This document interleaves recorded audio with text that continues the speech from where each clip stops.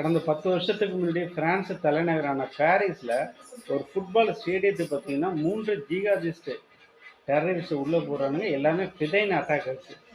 எல்லாம் அவங்களோட வெஸ்ட்ல வந்துட்டு பாம்ஸ் எல்லாம் கேரி பண்ணிட்டு வந்திருக்கிறாங்க. அந்த இடத்துல பிரசிடென்ட் பிரான்சிஸ் ஹாலண்டே இருக்காரு. இது இல்லாம பாரிஸோடைய மேயரான அண்ணி எல்லாம் இருக்காங்க. இதே போல 135 பேர் இவங்கெல்லாம் தப்பிச்சிட்டாங்க.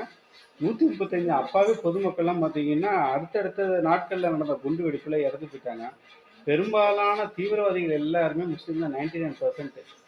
இந்த மதம் கொண்ட மனிதர்கள் இருக்கானுங்க பாருங்க. இவனுங்களால தான் உலகத்துக்கு அமைதி இல்லாம இருந்துகிட்டு இருக்காங்க. எந்த நாடு மெஜாரிட்டியா பாப்புலேஷன் முஸ்லீம் இருக்காங்க அந்த நாட்டிலே குண்டு வெடிச்சுக்கிறானுங்க. அவனுக்குள்ளே பல பிரிவுகளா இருக்கு. ஷியா, சன்னி, ரப்பானி, பட்டாணி அப்படின்னு சொல்லிட்டு அவங்களுக்குள்ளேயும் பார்த்தீங்கன்னா மோதல் ஏற்பட்டுக்கிட்டு தான் இருக்கு. அவங்களும் அமைதியா இருக்கிறது இல்ல.